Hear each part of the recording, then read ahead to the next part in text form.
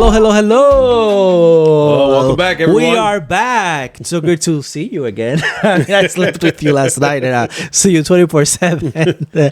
I'm Eliezer Marte. Hi, I'm Eric Martinez. Well, thank you so much for the support that we're getting here on Daddies on Duty, whether you're watching us on YouTube, on Instagram, or you're listening to us on different platforms. It's this great thing, this conversation, this community that we are building, and it's crazy how our children are growing up and we are constantly trying to figure out how we are doing. And we're glad these sessions, for the most part, have been informative and very appreciative with some of the feedback that we received thus far. And one of the topics that we're going over today is, how do we and how do parents preserve their Latin culture? Yeah. Especially being in this mix where we're like the middle generation from parents who've migrated to the U.S. and have strong ties back home, but we're somewhat in the middle. Since we've been, somewhat Americanized. Yeah, and as we are celebrating Hispanic Heritage Month, I'm always constantly asking myself, are we doing enough? Are we doing not? Are we exaggerating? But sometimes I do feel I find myself dancing bachata, merengue at home, right? Making sure our kids are listening to Mili Quesada, Los Toros Van, Juan Gabriel. And then I'm the complete opposite, doing the complete opposite. That's where we clash at times, but we do believe it's important for children and for parents to make sure that children do have some connection and preserve some of their culture, and we try to implement that as much as we can. We can do a much better job, but we do think that in this term in life, it does have to be more adaptive. Yeah.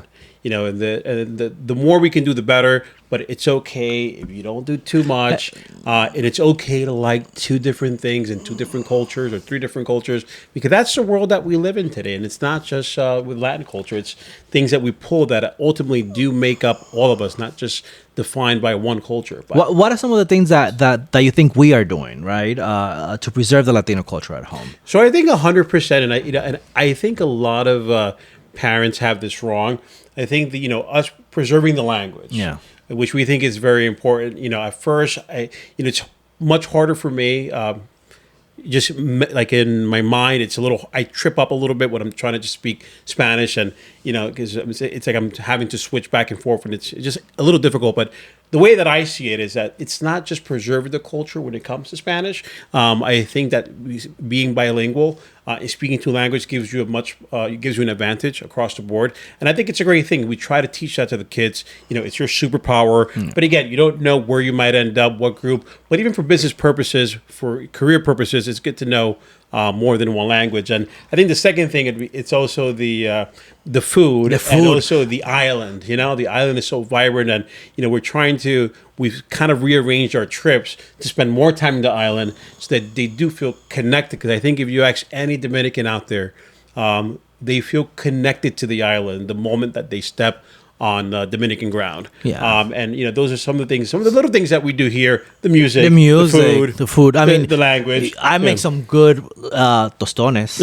That's all. Con salami, huevo. That's as far as it's gonna get. But I think we're doing pretty good. We're taking the kids to the Dominican Republic at least once a year, and I'm very hard on they need to speak Spanish, or it's something I'm working on. Yes, I bought Itan Libro Nacho and Leia también, so she's learning las vocales and mi papá me mima and all these big things that I learned when I was in the Dominican Republic. But I'm also learning not to be so hard on them. Like, it's not like you have to, because then they're not going to like it. It's just doing it as it is part of your culture overall. But I even know they're going to like it. It's not their story. Yeah. 100%. But do we make it their story? Do we let them consume it? No. Remember, and I think that's where there has to be a middle ground.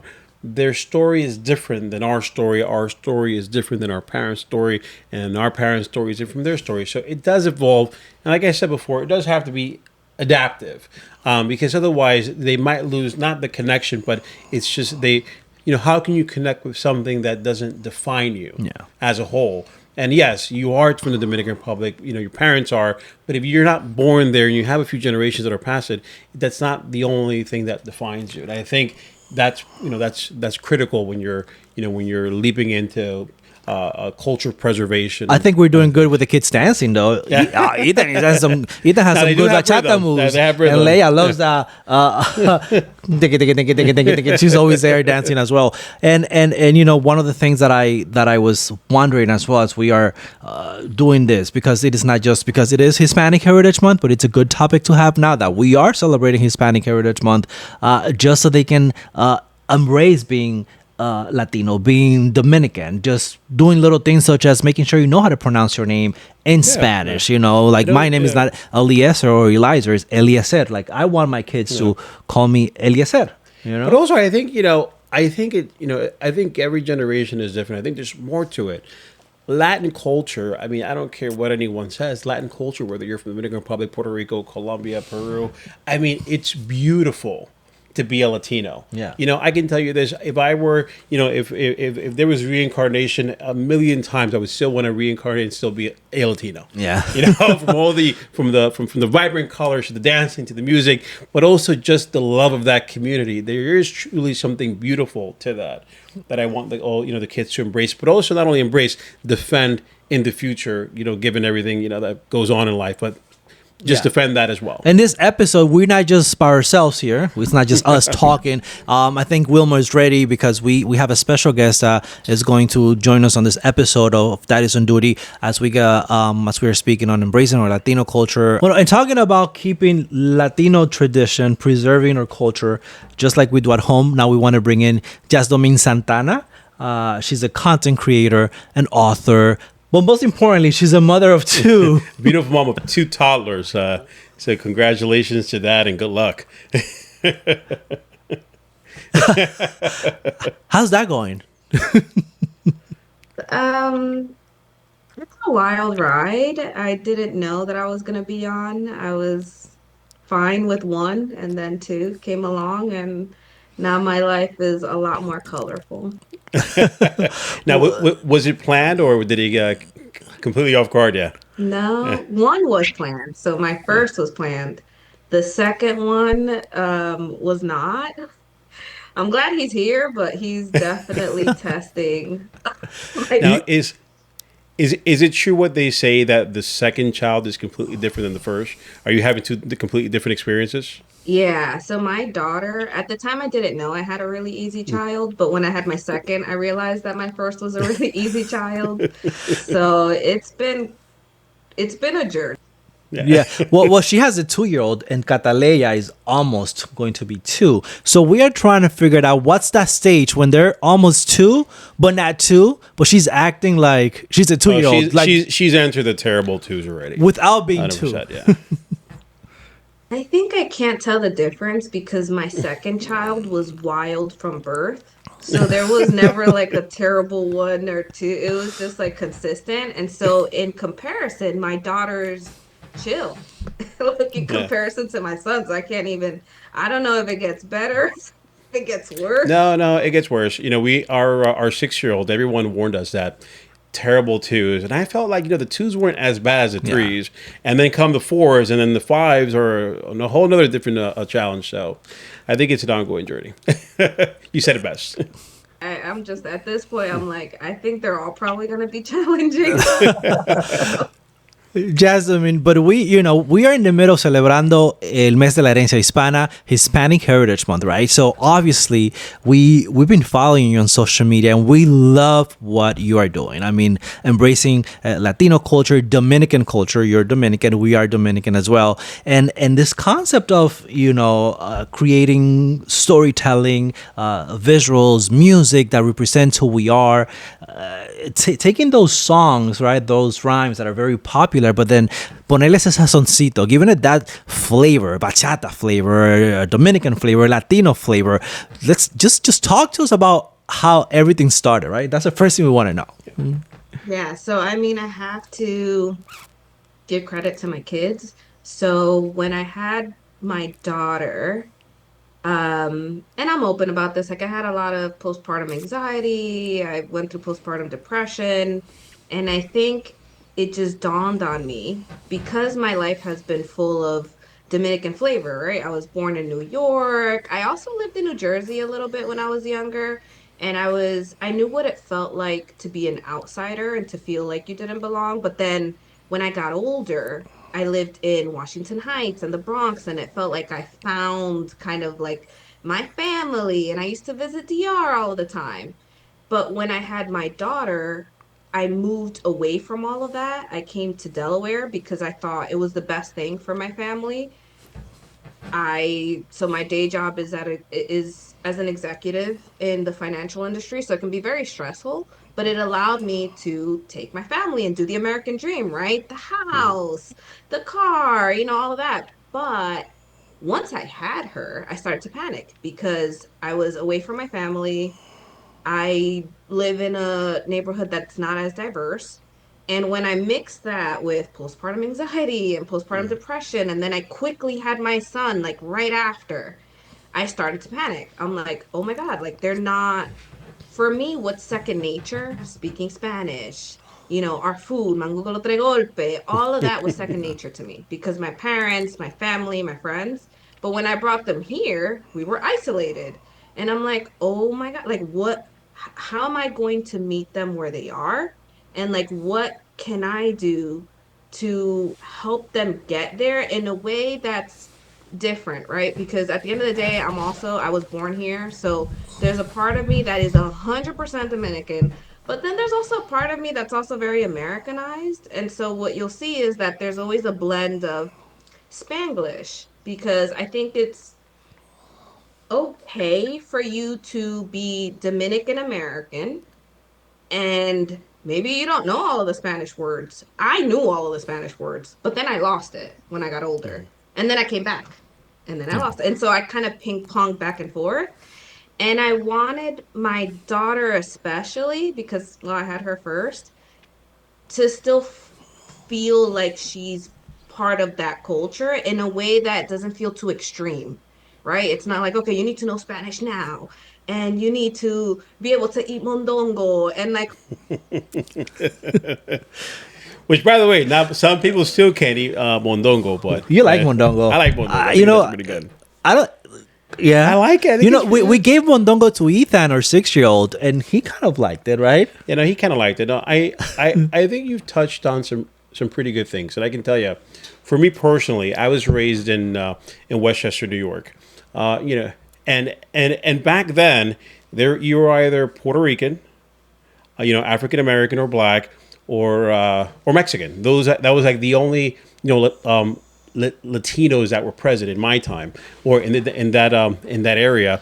And and growing up, I didn't realize that I was missing out on something. And although my family did pass down the culture, I internally rejected it because I didn't, not that I didn't identify it, it just wasn't around me. It wasn't until I was older that then I was like, oh wow, this is beautiful. You get this patriotism where you love the country, you love the food and the culture itself. So I do think it's important for parents to pass that down, and for, even as you said too, have a community or some place. And if you don't, then you have to create it, which is what you did. So I think I think that's pretty awesome.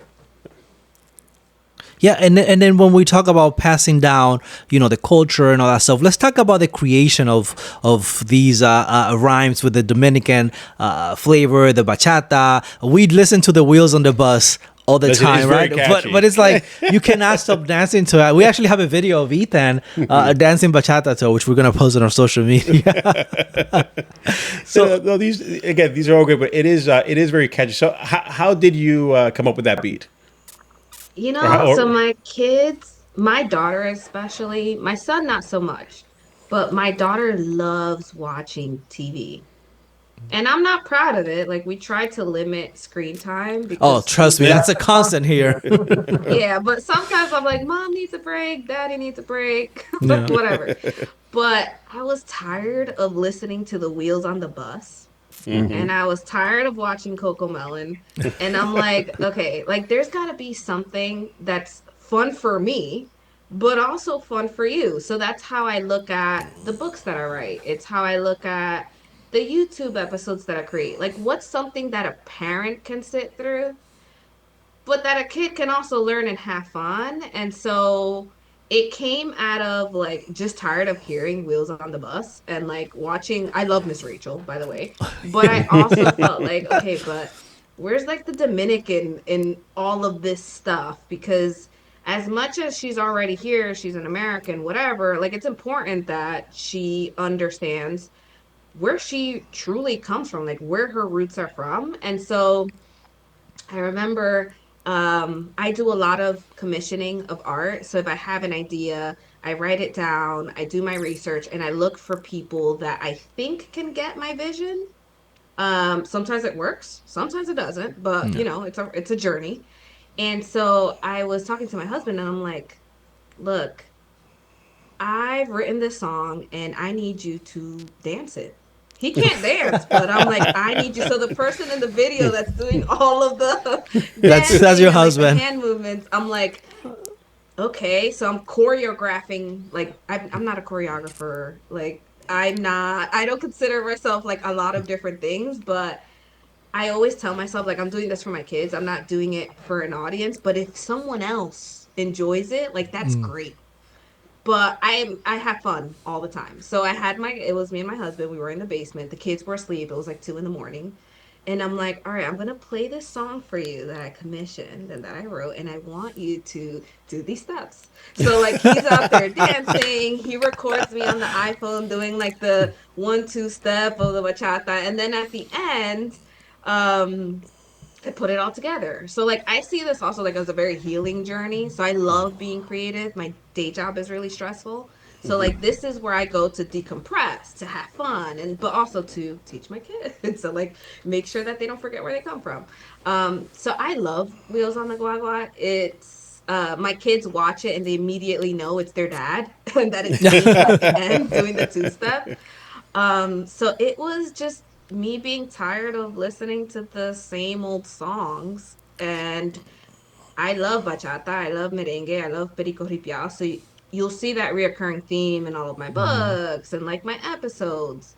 So it's been strange because I've been doing it in my own little bubble.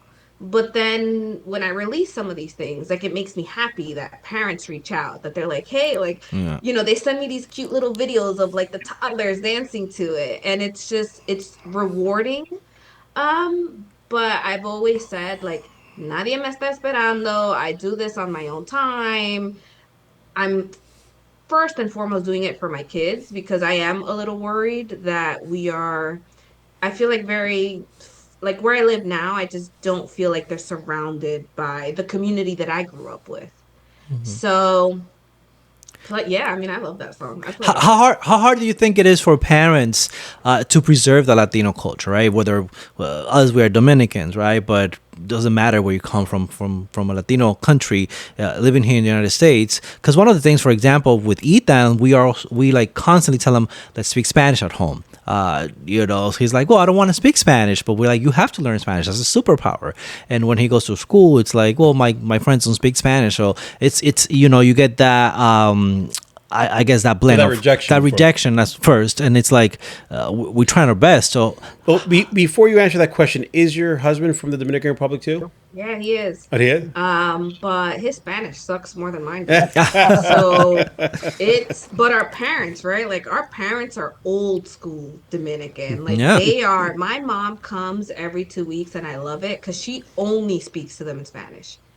I think the part that I'm trying to help with is that me and my husband, we suck at speaking Spanish at home.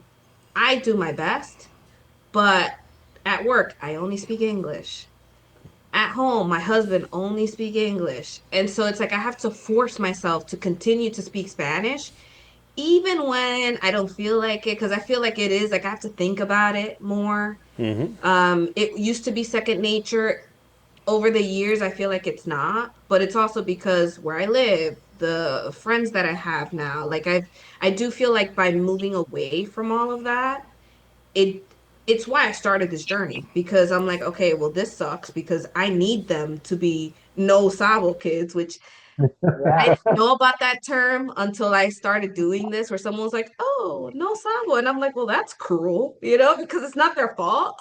But I struggle with that still, but that's why when I release a book, it's almost all of my books are dual language. They are in English and they're in Spanish because I'm forcing myself, but I'm also forcing my husband that when we do our bedtime routine, it's not enough that my mom comes here every 2 weeks to speak Spanish. We have to do our part. And so this journey is about me reminding myself that I need to do that for them. My husband's getting better, but like I don't blame him for it. I think when you have a 2 and a 3-year-old, and you guys know what it's like to have young Mhm. kids, you are exhausted at the end of the All the day. time, all the time. So I'm like, this is my little part in like trying because I'm tired. There's no sleep. I have a demanding job.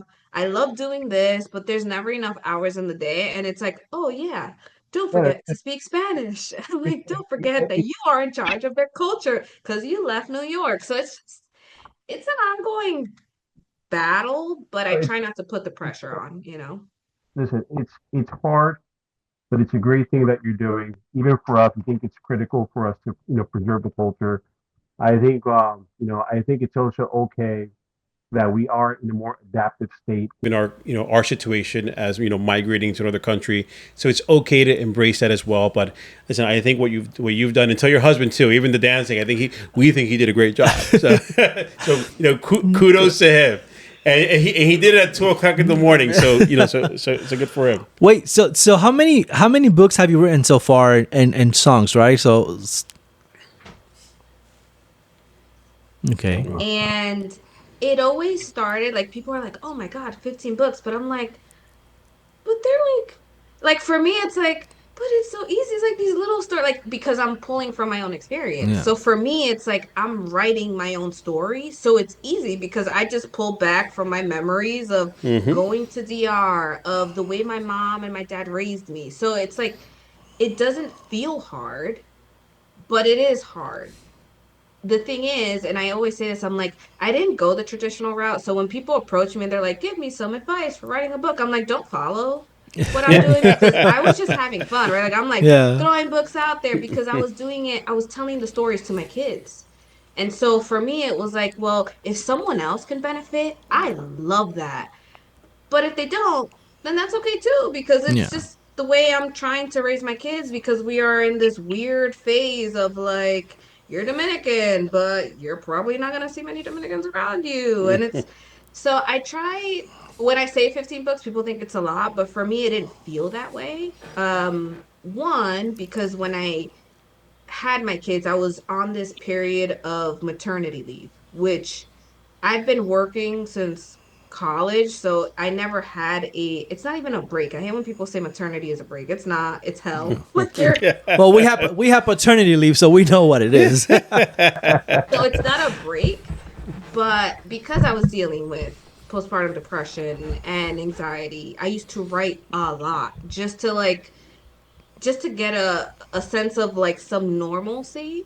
So most of my books happened in that I want to say 4 month period of me having my daughter and then like some period when I had my son because they were back to back. After that, like then I just stopped because well, I went back to work. I started YouTube or whatever. So I'm like it might seem like I just I'm just throwing out these books and I'm like, no, there was a very short concentrated time because I have to keep busy. Like I think it's just some of us just like to do things and that was just my period. And I was able to reflect on my life and also panic about, how do I do this Dominican culture when my husband doesn't want to really be as, talking Spanish all the time. I get tired and then I don't want to speak Spanish. So I think it came out of fear. I think that's where the books came from. It wasn't like this beautiful, I always dreamed of writing a book. No, it wasn't a dream. I didn't think about that when I grew up. In college, I did. I was almost an English major. I was told that it would be, I won some awards, like, hey, you're a good writer, you should do that. But my parents, they're very Dominican. They're like, that's not going to pay the bills. So, like, Yeah. Trust me, I what know. are you going to do? Right. And so I went the corporate route and like, so I think it's just me going back to a passion that I had very early on that I didn't get to pursue because it wasn't the way I wanted to achieve the American dream. Yeah, and you mentioned something, right? The word fear, and that's something that I can relate to because I tell Eric all the time. I fear that the kids are not gonna know enough Spanish. I fear that they're just gonna grow up as a no sabo kid, And I mean, my first language, Spanish is my first language. Eric speaks better Spanish after he met me, so thank you to me. But I'm always saying, what if the kids don't grow up speaking Spanish? So what you're doing, it's amazing, and I can relate to you when you said fear. Now, what's your advice then to other parents that just like you and just like us, we are raising kids here in the United States, where obviously the primary language is English, but what's your advice to them?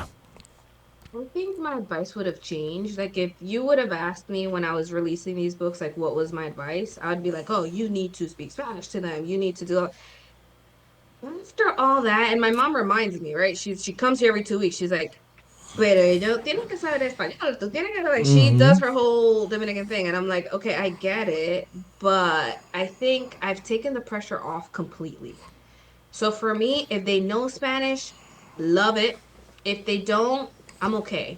So I think before I would have felt heartbroken, like, oh my God, like I would have felt like I would have failed them.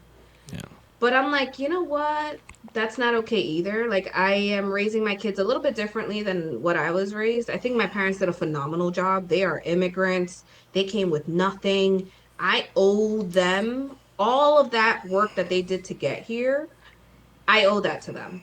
But I think for my kids, it's a little bit different. It's like if they sacrificed for us to live a better life, then as much as I want them to have a Dominican flag in their room like I did growing up, I am also okay if they don't. I'm okay if they don't know all the words. I just want them to try. Like for me, it's all about I just want you to try. I will take them to the Dominican Republic. I will teach them. But I'm also okay if they're like, you know what? I don't know. Maybe they want to, when they grow older, maybe they do mango, but they don't do mondongo. Like I think I'm Yeah, just yeah. more flexible now because I feel like my parents did their job and the sacrifices that they made. I made my own sacrifices. I could have pursued something else probably. But I think I owe it to my kids to be okay if they only know the word dique and ¿Qué lo que? República Dominicana, Yeah. but they don't know the rest of the sentence. Like I Yeah. Yeah, think I I'm think okay it. with Yeah, that. I I think think there, every journey for for families, they're different. Your parents went to X stop, and now your experience obviously is very much different than theirs, and therefore you will take a different route with your kids. And I tell everyone the best that you can do is just show up always for your kids and keep trying. I think that kids will develop a sense of what they want to do, what they want to learn, what they appreciate. And in order for you to truly embrace the culture and and love it, I always say just send them there for like a few summers, but or when they get older. But it will come in their time. So I have this conversation with Eli all the time. We don't have to just think that that's our sole focus is to show them the culture. Their life will evolve differently, and the truth is that they are different than us. The same way we're very much different than our parents. And that's okay. And I think most families and parents lose sight of that the story will continue to be rewritten and differently. And I think that's all attributed to migration. I think if you look back years ago, it was very concentrated where the Dominicans went, where they migrated to, and even the country itself. But now with this being a melting pot, no matter where you go in the world, I think that it's the world we live in today is different, and that's okay. So. Also, I think there's also, I mean, what do you think about this? You think there's like this pressure from Latino society that our children, they need to speak the language, they need to know the culture, right? So I feel that pressure because, I mean, it comes from family, it comes from my mom, right? My mom is the first one to tell me, ellos tienen que hablar español porque tú sabes hablar español. And obviously, I clearly feel that they need to speak Spanish, but then it's like, what if they don't? Then I feel like I'm failing as a dad, so it's a lot. Yeah, my mom every time, and I love her. My mom is my biggest supporter. So like I love her, but I accept her like as she is, right? Like she's Yeah. always gonna remind me, oh, no besaron la mano or no this, but all of that helps me create content, right? Because I'm like, okay, Bésame la Mano. Let me write a book. Let me do an episode. Let me do a song. So like it helps me, but I shield my kids. I'm like, I will teach them. I will do the best that I can. But if at the end of the day they forget to besar la mano, like it's not the end of the world for me. Because I'm sure, like I'm already prepared that they are going to embarrass. Yeah. You know what? You know what? I'm laughing because we do that here. You raise a very good good point and argument too, because we feel the where we both have different views, right? Yeah. He's very big on the whole Bésame la Mano, and I think it's pretty weird.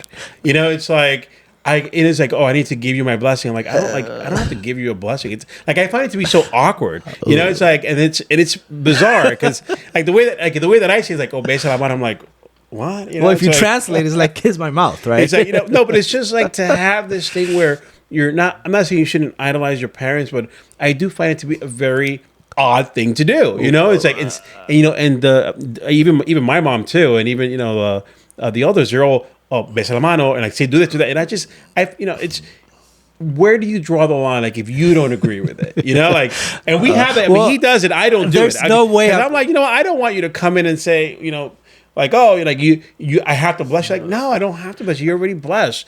I bless you every single day. You're always in my thoughts and prayers. Well, real quick, there's no way that I can call my mom or she can call me, and I pick up that phone and I say, "Hey, mami, ¿cómo está todo?" That's not how it works. That bésame la mano. I mean, it has to go down.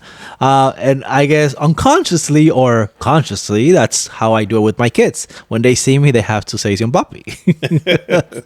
It's weird because when I did the book, it never occurred to me that there was like a little bit of controversy, right? So like I'll throw something on social media and I get that. I'm like, well, I will never do that. I can't believe this is part of the culture. I don't agree with it. And then you get the other school, and I tend to see it's generational.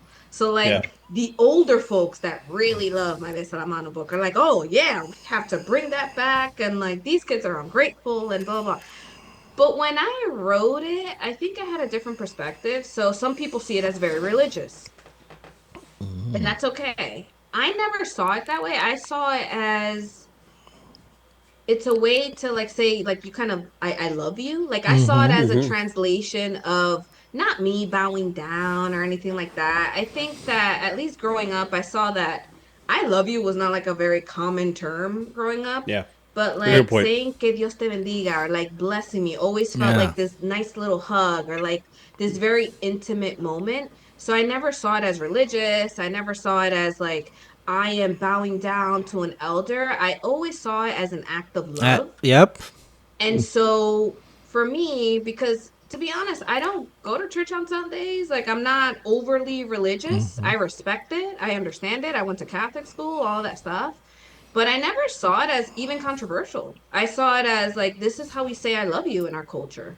And so when I teach my kids, like through my books, or even the episode where I have the little plantain and he's like embarrassed to say "sí un tío" because it is a little awkward. Like I always thought it was awkward. No, it's awkward. It's awkward. Yeah. But I also saw it as second nature, right? It was like I see my tia, I see my grandparent, bendición, and like it's almost like a hello greeting, and then I feel like a little verbal hug, and so I move on with my life. And that is very true. Kids, though. How am I gonna get that across that it doesn't mean kiss the hand? Like some people in the comments were like, are you kissing people's hands? That's unsanitary. That's this and that. And I'm like, wait, like no. Well, that's a good point also, because you did mention that as, Latinos in the Dominican cultures, it's like you don't hear that te amo very frequently. That I love you doesn't come out. So the besa la mano is not only a sign of like, oh, respect, you're older than me, but also it's a sign of I love you, yo te amo. It's just bésame la mano. I do see Ethan though when I bless. Like I see it as like such a good thing. Like, well, thank you. Like you to bless me on like my way to do whatever. And so I agree with you. Like I don't think, at least, and I always write from my own personal experience, which is what I always do a caveat. Like when people say, well, that's not my experience, and I'm like, well, that's okay, because I started this journey to teach my kids about our culture, but also about me. I want them to learn. Like, how did you grow up? Or, like, how did your mom grow up? Or, like, so I always put that little notice that like, look, this may not apply to you, but like for me, bendición was very much, and I love you. And like our food, very much, and I love you. So although it wasn't like I was constantly hearing my parents and my aunt saying, yo te quiero, like that's not Yeah. us, but they always showed me love. They showed me love when I showed up, and they had this banquet of like tostones and arrabichuela and like all this. Like I think we do it. We just do it differently. Yeah. Yeah. And so yeah, I mean, I think it can be controversial. I didn't think it was controversial until I put it out there. But I think it's going to mean a lot of different things to a lot of different people. But I think it's also a good way to teach others that are not Dominican what this means to us. Because I had a lot of Yeah. people thinking that I was having people kiss other people's hands. And I'm like, that's not what this is. Trust Yeah. me, that's not what this is. Jasmine. Well, Jasmine. What? Talk about your name, right? It's Jasmine.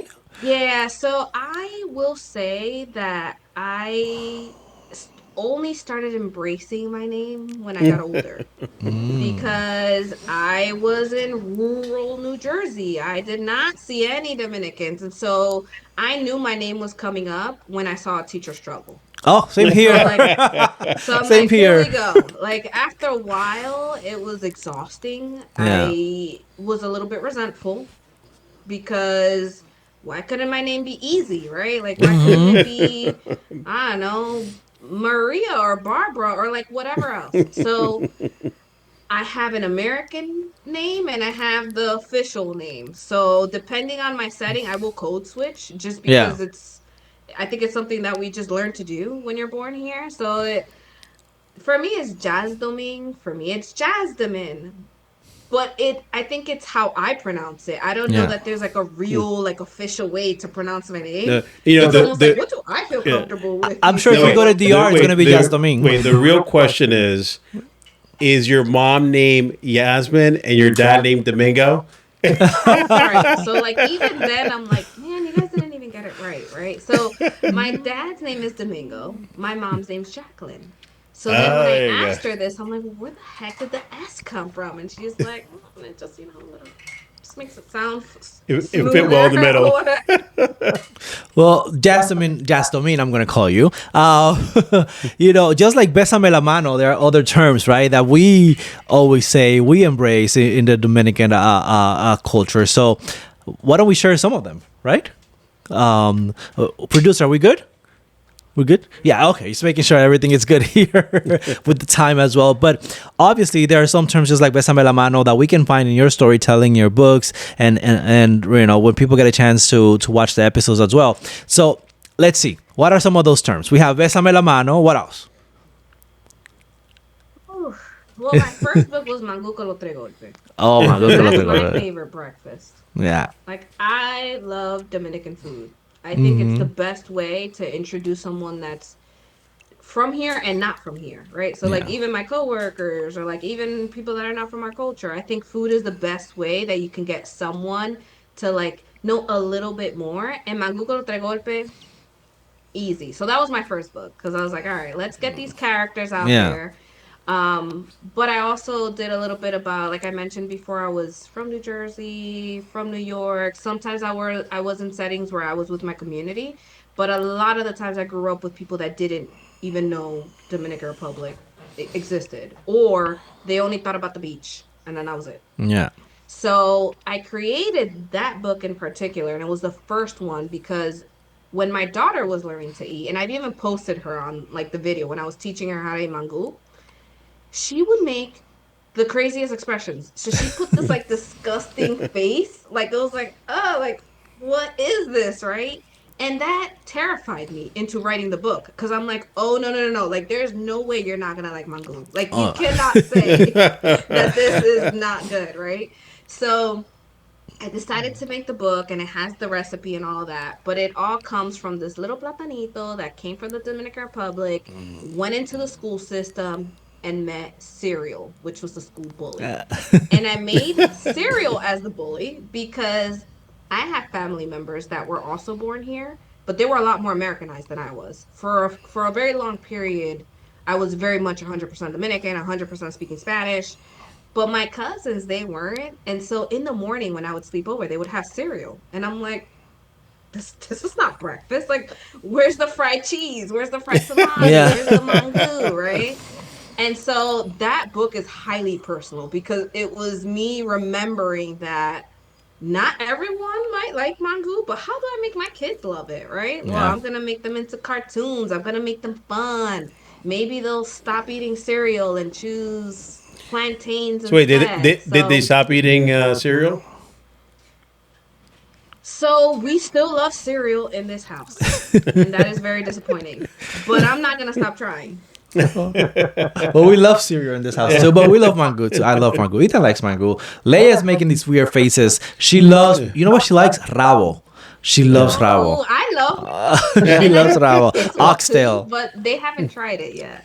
No, you know what? We have had those experiences when we have family over. And, in the morning, I'm used to, like more of a continental breakfast. So French toast, eggs, bacon. And I can have a full spread out. And more so with his family. Then they'll say like, okay, let's go get the plátanos. So this is not, But yeah. Oh my God. Well, thank you so much. This has been great. It's been a great conversation. Just for people to know, where can they follow you, social platforms, where to get the videos, everything that you want to break down for people to embrace into everything you're doing, because it's amazing. So I would say the best way to get to know like about my little Dominican empire is my website, Okay. jasdomine.com.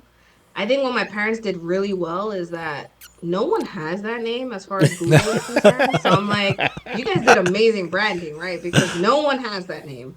So that is my official website. You'll see my books, you'll see my music, you'll see my YouTube episodes, and like everything in between. Like I love to create different coloring pages, kind of meshing like Americanism with Dominicanism. So I'm always experimenting, and I have a million projects that I'm working on.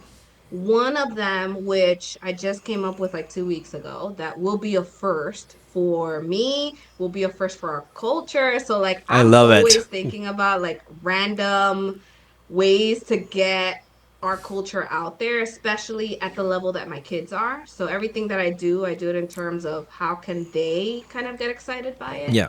So, stay tuned because I'm just getting started. Awesome. So thank you so much. Make sure you check out her website. Jasmine, it's been great to have you on Daddies on Duty Great chatting now. with you.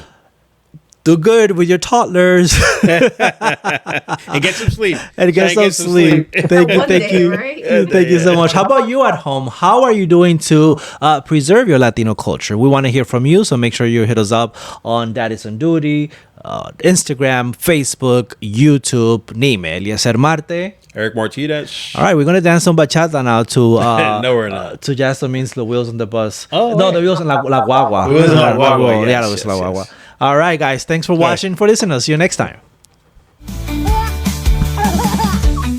This episode was brought to you by EM2 Communications, Minds Together, Pro Essential Studio, and Banzai Spot, and of course for people like you that are watching us and listening to us. Thank you Thank you for all very supporting. much.